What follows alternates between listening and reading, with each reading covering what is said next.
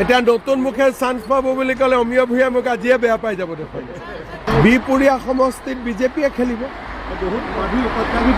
সমষ্টিটো ভাল কাৰণে প্ৰাৰ্থী বেছি আছে, এজনক দি দিম আৰু। এতিয়া নতুন মুখে চান্স পাব বুলি ক'লে অমিয় ভূঞা মোক আজিয়ে বেয়া পাই যাব দেখোন।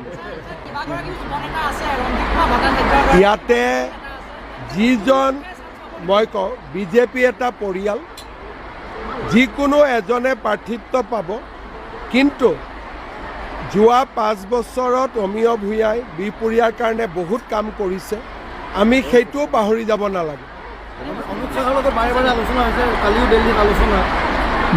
ইলেকশ্যনৰ আগত অমিত শ্বাহ ডাঙৰীয়াই যিহেতু বিজেপি পৰিয়ালটোৰ গাৰ্জেন, চৰকাৰৰ মুৰব্বী মোদী ডাঙৰীয়া, দলৰ কাম কাজবিলাক অমিত শ্বাহ ডাঙৰীয়াই চাই আমাক পৰামৰ্শ দিয়ে, বিশেষকৈ অসমৰ ক্ষেত্ৰত।